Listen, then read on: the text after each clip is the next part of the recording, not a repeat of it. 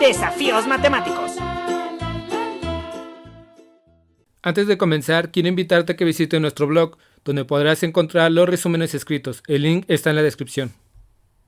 Buen día, este es el resumen de las actividades Aprende en Casa del 18 de mayo para sexto grado. Comenzamos con matemáticas. El tema es el laboratorio de los cuerpos geométricos. Has visto que la mayoría de los edificios tienen formas rectangulares, como los prismas, pero últimamente puedes ver edificios con formas más circulares o mixtas. La Torre Latinoamericana, por ejemplo, quienes han tenido oportunidad de estar ahí, se sorprenden con su altura, aunque hoy existen edificios con mayor altura que este. Anota los cuerpos geométricos que consideras forman el edificio. Realiza los ejercicios del desafío 63, página 121. En este desafío la consigna dice lo siguiente: en equipos hagan la siguiente actividad. Armen una cartulina de cuerpos geométricos idéntico al modelo que les proporcionará su profesor. Deberá tener la misma forma y tamaño, pero no pueden desarmar el modelo para copiarlo. En esta ocasión te piden que armes un cuerpo geométrico. Observa todas las caras. ¿Qué formas tienen? ¿Cómo las tendrías que dibujar para que al recortarla pudieras construir este cuerpo geométrico? Busca algunos objetos que tengas esta forma para que puedas analizarlo con cuidado y pensar cómo dibujarlo para después construirlo. Además, puedes hacer una descripción del cuerpo o anotar algunas ideas de cómo hacerlo. Puedes usar una cartulina, papel periódico o papel para reciclar. Para la construcción en este cuerpo, te puedes apoyar en imágenes de diversas pirámides, en cuestión de observarla detenidamente y aplicar tus conocimientos sobre las figuras geométricas. La base es el polígono en cuyos vértices coinciden las aristas laterales. Aristas laterales son los bordes que se unen a las caras triangulares de la pirámide. Todas se unen a la punta de la pirámide. Aristas basales son los bordes que se forman con una unión de las caras laterales y el polígono base de la pirámide. Vértice de la pirámide es el punto donde se unen dos lados consecutivos de la base y son también un extremo de las aristas que se unen sus caras laterales. Cara lateral de la pirámide es el triángulo cuya base es un lado del polígono base. Todas las caras laterales se unen en vértices llamados también cúspides. Altura es el segmento perpendicular que va del vértice o cúspide de la pirámide hasta el polígono que es la base de la pirámide. Pero no solo puedes ver las pirámides en construcción, la pirámide también es un cuerpo geométrico que tiene diversos usos, incluso se usa como gráfico, para ilustrar diferentes procesos donde se necesita exponer los resultados como el estudio social, económico, político, de salud e incluso culturales, para permitir tener una forma más fácil de comprenderlos. Con seguridad has encontrado la forma de hacer tu desarrollo plano para construir una pirámide. Armar cuerpos geométricos te permitirá conocer más sobre sus propiedades y características, como en este desafío. No olvides comentar lo que aprendiste en ese tema y sobre todo explicar cómo hiciste este desafío para compartir las respuestas con algunos de tus familiares. El reto de hoy es el siguiente: comparte con algún familiar cercano los cuerpos geométricos que hayas armado y explícale cómo lo hiciste, o bien invítalo a construir algunos, seguramente le agradará mucho la idea. Seguimos con ciencias. El tema es instrumentos ópticos en la investigación científica. Empieza a hablar del periscopio. El periscopio es un instrumento muy asociado a los submarinos. Su desarrollo impulsó el propósito de utilizar esos vehículos acuáticos como arma de guerra, pero el origen del periscopio tuvo una intención esencialmente de investigación y es poco conocido que lo inventó una mujer. Se sabe muy poco de la vida de Sarah Mater, pero sus inventos tuvieron gran relevancia y sobre todo el periscopio ha tenido diversas aplicaciones y no solamente en la investigación, como lo has visto. Observa en tu libro de ciencias en la página 115. Como sabes, puedes describir el periscopio como un instrumento óptico con forma de tubo que, mediante el uso del prisma o espejos, permite la observación de la zona inaccesibles a simple vista.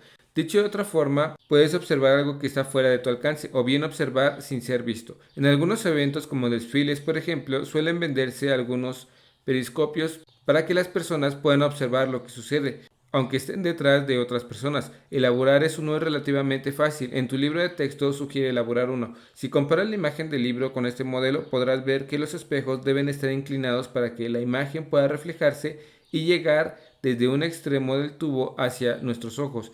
Ya colocados los espejos, solo falta poner la cinta adhesiva y probarlo.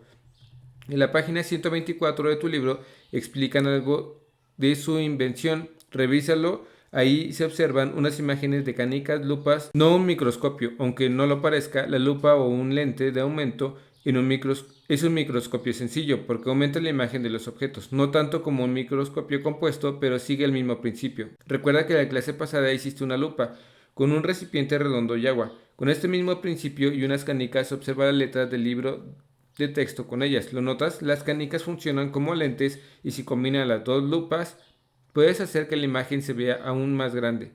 Compáralo cómo se ve con una sola lente.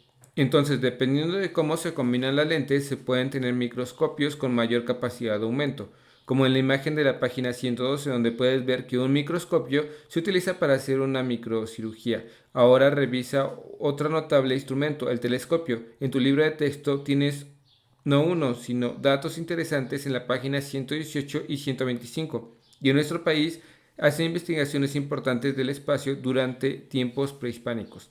Hay varios lugares donde se han instalado observatorios con telescopios muy grandes. En tu libro de texto habla de esta importancia. Los binoculares o prismáticos son dos pequeños telescopios que se adaptan a la observación con ambos ojos. Esto da un efecto de visión estereoscópica, es decir, las imágenes se ven en tercera dimensión y muy reales. Se utiliza con fines distintos a observar el espacio. Con algunos se pueden observar muy bien la luna, pero son muy utilizados en otras actividades de investigación o con fines recreativos. El reto de hoy es el siguiente. Elabora un periscopio y observa imágenes con lupa o canicos como microscopios sencillos. Comenta con algún familiar cercano cómo puedes aumentar el tamaño de las imágenes y que también viva la experiencia. Seguro le agradará. Seguimos con lengua materna. El tema es más poemas, canciones y adivinanzas en lengua indígena. En este caso de canción de cuna, se sabe que es muy antigua y que era conocida entre los nahuablantes de Guerrero, estado en el que José Luis Hermel Pigman la grabó en 1962 en el poblado de Amayactepec. El intérprete es Concepción de la Cruz. En este caso de la canción de Tecolotito se desconoce el nombre del intérprete, pero sí se sabe que fue grabada con la misma persona, el mismo año y en el mismo lugar que la canción de cuna, es decir, por José Raúl Hermel Pigman en 1962 en Amayatepec, Guerrero. También se trata de una canción antigua. Hay registros de su popularidad al menos desde mediados del siglo XIX. Y contrario a lo que suele suceder, la tradicional español de la canción terminó formando parte del repertorio popular mestizo. Por ello quizá cuando la escuches te resulte familiar. Ahora escucha la canción del Tecolotito y realiza la lectura en náhuatl. Ahora lee las versiones traducidas al español en ambas canciones. Como parte de la actividad tendrás que buscar el significado de la palabra xocoyote, pues en la canción de cuna se repite 3 veces, la cual parece no tener una equivalencia tan precisa en español, lo que es común entre diferentes lenguas. Al buscar en el diccionario no se encontró la palabra xocoyote, con K, pero sí con C, la cual significa México, Benjamín, hijo mejor.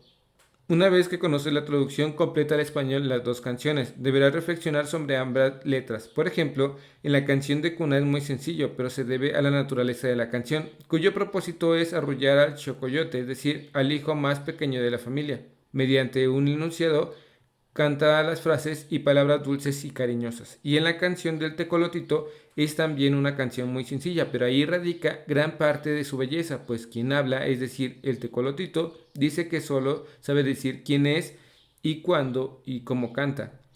Yo soy el Tecolotito, que cuando por la mañana te curo, ricu, ricu, te curo, ricu, ricu. Llama la atención también la palabra tecolotito, ya que suena muy parecido en náhuatl a Niqueyotzoltli, por lo que te sugiero busques en tu diccionario la palabra tecolote y que trates de hallar su origen. ¿Crees que sea en el náhuatl? Revisa tu libro en la página 141 y lee las 5 adivinanzas en náhuatl, y de ahí se incluyen. Primero conociste diferentes manifestaciones culturales y lingüísticas tradicionales de México. En particular, reflexionaste sobre 2 poemas del Miche, 2 canciones náhuatl y por último recopila adivinanzas de la tradición oral mexicana e investiga lo más que puedas sobre ellas. Trata de seguir la mayor información que sea posible relacionada con las adivinanzas que escribas. Los datos base que se recomiendan que tomes en cuenta son el grupo étnico, lengua, ocasión en la que se enuncia, temática, significado social, otros. El reto de hoy es el siguiente. Lee las 5 adivinanzas en náhuatl a tus familiares y pregúntales si conocen otra en lengua indígena. Si es así, anótalas en tu lengua original y en español. Seguimos con la historia. El tema es Renacimiento, panorama del periodo. Se considera que la Edad Moderna fue un periodo del tiempo que abarcó desde el siglo XV hasta finales del siglo XVIII. Si observas la línea podrás darte cuenta que el inicio de la Edad Moderna suele fijarse con la caída de la Constantinopla en 1453 o con el descubrimiento de América en 1492. La edad al final de la Edad Moderna suelen situarse en el siglo XVIII, con el estallido de la Revolución Francesa en 1789 o incluso un poco antes, con la Declaración de la Independencia de los Estados Unidos en 1776. Aprenderás sobre lo que ocurrió durante el periodo con los historiadores llaman el Renacimiento. El Renacimiento es la primera etapa de la Edad Moderna. En tu libro de historia en la página 108 se dice el siguiente sobre esta etapa. El Renacimiento, como su nombre lo dice, se considera que fue una etapa de renovación del surgimiento de cambios profundos que pusieron en manifiesto en el arte, la filosofía, ciencia, religión, la política, economía de Europa en el siglo XV y XVI. A principios del siglo XV, después de la terrible peste negra que provocó la muerte y hambruna, las sociedades medievales comenzaron a recuperarse, aumentando la población, aumentó la producción agrícola y aumentó el comercio entre Europa y Oriente. En estas pujantes ciudades se construyeron nuevos palacios, catedrales, edificios y universidades. Ejemplos claros de estas ciudades en crecimiento fueron las ciudades italianas de Florencia, Génova, Venecia y Roma. En estas ciudades italianas, grandes artistas e inventores comenzaron a impulsar nuevos conocimientos, nuevos inventos y nuevas manifestaciones artísticas, recuperando entre otras cosas el legado griego y romano de la antigüedad. Uno de los grandes artistas e inventores italianos que renovaron las artes y las ciencias en Europa del siglo XV fue Leonardo da Vinci. La siguiente pintura es de su autoría. Leonardo da Vinci fue uno de los genios del Renacimiento y de la humanidad, pero el Renacimiento fue más que eso. Por esa razón aquí se va a referir al Renacimiento como una etapa histórica entre el siglo XV y XVI que trae consigo otros cambios. Uno de esos cambios fue el fortalecimiento de las monarquías europeas. Durante el siglo XV y XVI, la monarquía europea van a comenzar a concentrar mayor poder de su persona, lo que permitirá un mayor control sobre sus territorios y sus súbditos. Con este cambio ya no habrá reinos feudales dispersos peleando entre sí, sino ahora estados cada vez más grandes y unificados bajo la figura de un solo rey o monarca. Ejemplos de estas monarquías fueron las de Casillas y Aragón, en la actual España, la Portugal, la de Francia y la de Inglaterra. En esta época fue también de grandes inventos técnicos. Es durante el siglo XV, en específico en el año de 1450, la iglesia medieval, que anteriormente se hallaba unida bajo la autoridad del Papa, se dividió y finalmente esta revolución científica, que si bien arranca en el siglo XV, se va a extender durante toda la época moderna, hasta el siglo XVIII. Pero, ¿en qué va a consistir esta revolución científica? ¿Por qué se le llama así? Se le llama así porque los europeos van a pasar de un conocimiento basado en sus creencias religiosas a un conocimiento construido con base en la observación, la investigación, la experimentación y la comprensión de la hipótesis. El reto de hoy es el siguiente. Platica con tu familiar cercano de lo que sucede en el Renacimiento y algunas diferencias que identificaste entre la Edad Media y la primera etapa de la Edad Moderna. Escríbela en tu cuaderno. Espero que este video te ayude un poco. Si conoces a alguien que le pueda ayudar a este video, comparte.